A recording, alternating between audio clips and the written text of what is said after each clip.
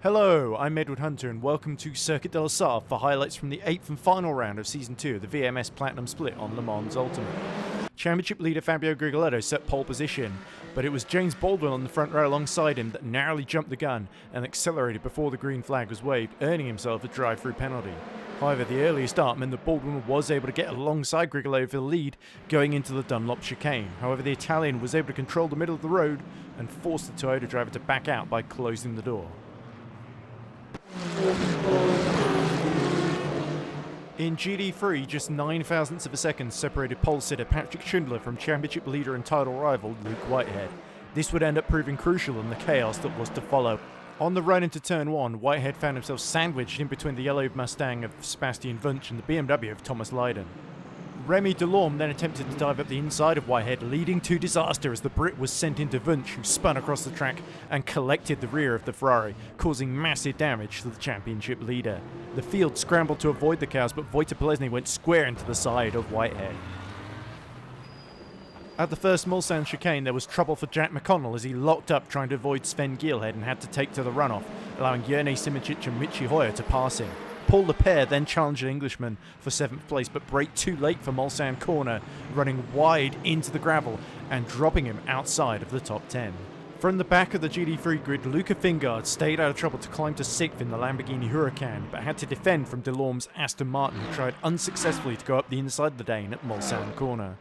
Lapierre unfortunately would not see the end of the first lap as an attempt to pass the Valkyrie of Walton and Triller ended in disaster as neither left enough room for the other, leading the Ferrari to spin straight across the gravel into the wall and out of the race. Meanwhile, McConnell was intent of snatching 6th position from Simičić, making contact on the run out of Maison Blanche. On lap 2 though, the Toyota went clean around the outside of the Peugeot as Simičić settled in for what would prove to be a long race.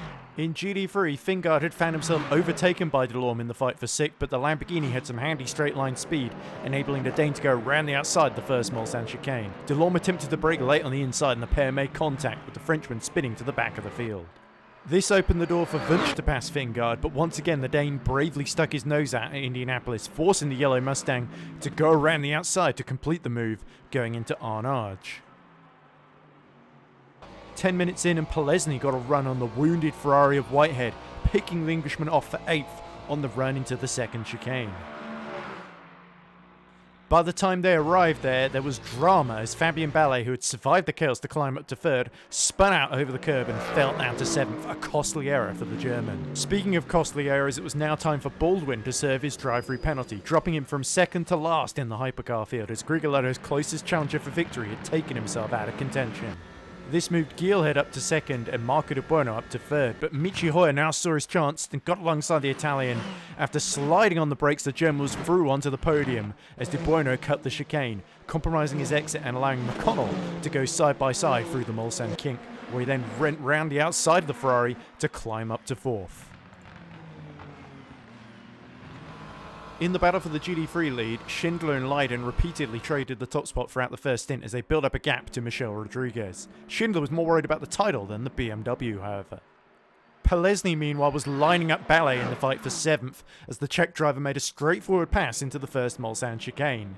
Whitehead knew he would have to take big risks to stay in the title fight and made a huge dive at Mulsanne corner from a long way back to catch Ballet unawares and fight his way back up to 8th. Then Polesny made a risky bid to pass Fingard for 6th into the Porsche curves. After a little bit of door banging, the Czech driver refused to be intimidated by the Dane and went around the outside, threading the needle between the Lamborghini and the barrier. But Whitehead ended up bouncing off the same barrier as the handling of his Ferrari was deteriorating by the lap. 20 minutes in and McConnell had made a mistake allowing De Buono through, but the Englishman put that right with an audacious pass through Maison Blanche and into the forward chicane. At the tail of the hypercar field in the battle for 10th, Jules Neal was starting to get more than a little hot under the collar as his engine began to overheat. This allowed a Triller to scream past into Indianapolis as the Frenchman desperately tried to cool his Alpine down. Whitehead, though, had realised that the damage was too great and decided to wrestle his Ferrari into the pits for repairs. With Whitehead out of the way, Ballet was now free to challenge Fingard for 8th, but just as he made the move, they were suddenly 3 wide as Grigoletto in the overall race lead moved quickly to lap them. Simicic was getting fed up of staring at the rear of De Buono and got alongside into Mulsanne corner, where the Italian left very little room on the inside as he bounced off the Peugeot, allowing Simicic into 5th. Ballet then had a very scary moment into Indianapolis as he braked too late and dipped into the runoff, allowing Fingard and Delorme to repass him as he fell to the back. With just under 40 minutes elapsed, Hoyer was starting to put pressure on Geelhead for 2nd when they had to negotiate Whitehead. Going into Arnage, Hoyer was late on the brakes up the inside and narrowly avoided taking out the yellow Ferrari and instead found himself spinning into the gravel, dropping him to 5th behind McConnell and Simicic. Into the Porsche curves, it was Simicic's turn to lap Whitehead. The pair made contact, re-damaging the rear of the Ferrari 296 and bunching the Peugeot into the 499Ps of Hoyer, De Buono and Huben. Wunsch now attacked Marin Bessier for 4th, comfortably getting up the inside of the Aston Martin into the first Mulsanne chicane as the 2 yellow Mustangs continued their fight back. Leiden then made his first scheduled pit stop, as Schindler stayed out to extend his stint. Rodriguez's pit entry was less elegant as the Swede lost time trekking through the gravel trap. They were almost immediately followed by the hypercar leaders, with Grigoletto still keeping Geelhead at arm's length. With McConnell having stopped a lap earlier, Simicic would pit from 3rd, Hoyer surviving a huge slide to lead in De Buono. Grigoletto would emerge 7 seconds in the lead from McConnell. De Buono had double stinted his tyres to get up to 3rd, as did Huben, who came out just ahead of Geelhead in 4th. Henrik Gamble had jumped Simicic for 6th, but Hoyer would emerge side by side with Atrilla, the Aston Martin having to back out on pit exit. Geelhead soon dealt with Huben, the Dutchman sweeping around the outside of the German through the Courbes de Golf to climb back up to 4th place on his fresher tyres. As Geelhead picked off De Buono, Simicic and Hoyer were another 2 to change tyres, and a lap later Gamble found himself a sitting duck for the Peugeot down the long run into the first Mulsanne chicane, losing 6th place. His defence of 7th wouldn't last much longer either, as Gamble's countryman Hoyer made short work of him into the 2nd chicane. Hoyer was evidently a man in a hurry, and as he lined up a move on Simicic into Indianapolis, the traffic came in handy. As the 2 went either side of first Bessier, then Fingard, it was the Ferrari that had the inside line and 6th position. With 1 hour 48 minutes left to go, Geelhead had finally caught McConnell, who was starting to struggle, and sliced his way up the inside through Mulsanne corner. De Buono then found himself at the mercy of Huben. The Italian left the door open at the Porsche curves, allowing the number 51 to draw alongside and go the long way round through the S's in a brave manoeuvre to climb up to 4th.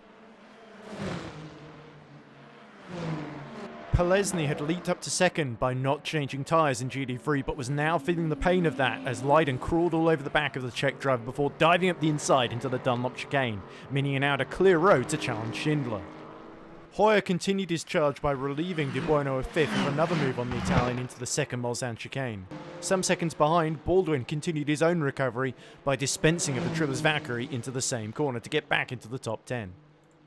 Simicic then got close to the back of De Buono for the Courbes de Golf before snatching 6th position with a move up the inside into Indianapolis. A lap later, and Hoyer executed a very similar move on Huben for 4th position, the outgoing champion overwhelming him by going around the outside. Next on Hoyer's hit list was McConnell, who could put up little resistance down the Mulsanne straight as Hoyer slipstreamed the Englishman and regained his podium position. Simicic meanwhile was all over the back of Huben, the pair both desperately trying to hold on to their slim title chances. Simicic failed to get enough overlap into the first Mulsanne chicane, and before long, both of them were tucked up behind McConnell's Toyota. Huben was able to go around the outside into the 2nd chicane, and Simicic followed him through, albeit with much more contact. There then followed a thrilling fight between the pair as McConnell attempted to use the slipstream from Huben to go back around the outside of Simicic. The Slovenian was later on the brakes, but it was McConnell that played it smarter, cutting underneath and getting on the power earlier to retake the place through the Courbes de Golf. Simicic was not about to take that sitting down though, and ducked out from the slipstream to neatly go up the inside into Indianapolis with another late braking manoeuvre. Now the two started to get physical. McConnell had the better exit from Arnage, but it was Simicic that had the inside for the Porsche curves, forcing the Toyota driver to back out at the last moment in a high-speed game of chicken. McConnell was pushing hard through Maison Blanche to set up a move, but unfortunately he pushed that a little bit too hard, touching the grass on the outside, which sent him spinning through the gravel and into the wall, destroying the rear end of his car and ending a very unlucky season for the Englishman. Not to be outdone, Neil then had a huge crash of his own at Indianapolis with 90 minutes left to go, spinning several times while slamming sideways into the wall, ending a tough day for the G League Esports driver. During all of this, Leiden had been able to work his way back into the GD3 lead with a move around the outside of Schindler, but it was the German who had the advantage on fuel, meaning Leiden had to build a gap. With 1 hour 22 minutes remaining, Simoncic, who was now low on virtual energy, made a move on Huben for 4th into the first Mulsanne chicane, following which he then pitted at the end of the lap, looking to undercut to try and gain ground by double stinting his tyres. Meanwhile, Rodriguez, having been passed by the Aston Martin of Bessier, now put up a much sterner fight back against Remy Delorme after the Frenchman made a similar move on him down the Mulsanne. The grunt of the Mustang propelled Rodriguez up the inside, but Delorme was able to position himself round the outside into Indianapolis. Despite a brush with the gravel, the Frenchman was able to go the long way round the Swede and take the inside line for Arnage, putting him into a net 6th position. The hypercar leaders pit, and once more Grigoletto re-emerged in the lead. However, Simoncic's quick pit stop enabled him to jump Gielhed and Hoyer to get up to 2nd. But on worn tyres, Gielhed quickly picked off the 4-time FSR World Champion. With 1 hour and 7 minutes on the clock, it was Hoyer's turn to breeze past Simoncic. At the 1 hour remaining mark, Simoncic found himself delayed by Leiden, allowing Huben an opportunity to slingshot his way into 4th as the German went around the outside. Leiden had built up a 6-second lead over Schindler when he took a little too much curb at Virage de Recordement, gaining himself a drive-through penalty for leaving the track and gaining an advantage, 1 time too many. This would drop the pole not just off the podium, but out of the top 5 altogether. With 30 minutes remaining, Simoncic found himself jumped in the pits by De Bueno and under attack from Gamble. The German threaded the needle at the Porsche between the Peugeot and the GD3s in a superbly judged and bold move for 6th. Gamble then found himself having to slow down at the 4th chicane to avoid a corner-cutting penalty, undoing all his hard work by allowing Simoncic back past and also helping Baldwin to catch the pair of them. 25 minutes from the end, Simoncic came upon the GD3 leader Schindler at exactly the wrong moment, bunching the pack together as Gamble tapped the back of the Peugeot and wrestled for control through Maison Blanche, allowing the GD World Challenge driver to swing around the outside of him for immediately trying to go up the inside of Simoncic before wisely backing out. It wouldn't take long for Baldwin to get through, however, the straight line speed of the Toyota allowing him to clear off down the Mulsanne as the two titans of sim racing went side by side.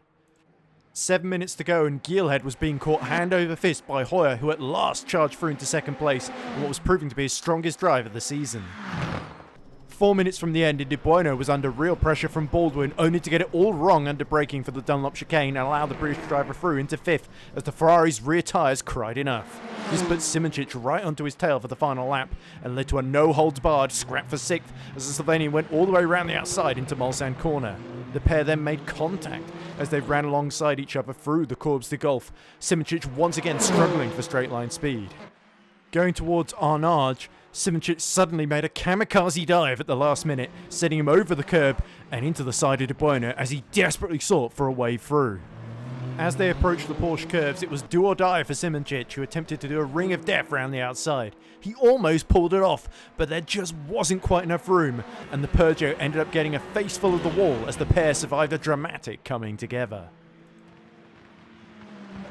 Up front though, there were no such concerns for Grigoletto, who came through to take his 4th win of the season, and with it, the Season 2 VMS Platinum Championship, much to his jubilant delight. In GD3, it would be Patrick Schindler who put together a flawless performance to take both the win and the title home to Germany. Just behind him in 2nd would be Wojtek Polesny, a brilliant comeback from the very back of the field, being rewarded with the Endurance Cup. So here are the final results. Grigoletto wins by 10 seconds over outgoing champion Hoyer, with Gielhed completing the podium from Huben. For Baldwin, it was a strong recovery, but a case of what could have been if not for the jump start. De Bueno triumphed ahead of Simoncic in that epic final lap melee. Gamble was 8th after another strong drive. Farinelli was promoted to 9th post-race after a penalty for a Triller for his crash with Lapierre.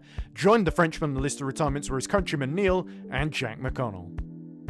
In GD3, Schindler is victorious by 29 seconds over Polesny after penalties are applied. Wunsch rounds out the podium. The Aston Martins of Bessier and Delorme were 4th and 5th, and the unlucky Leiden was 6th ahead of Rodriguez. Fingard got his best finish of the season right at the end in 8th, Whitehead was on a hiding to nothing as his win streak came to a sad end, and Ballet rounded out the finishes in 10th. In the final reckoning, Grigoletto sealed the title by 40 points over Simicic, whilst Huben beat Geelhead to 3rd by just 9 points. Hoyer recovered to the top 5 after a rough start to the season.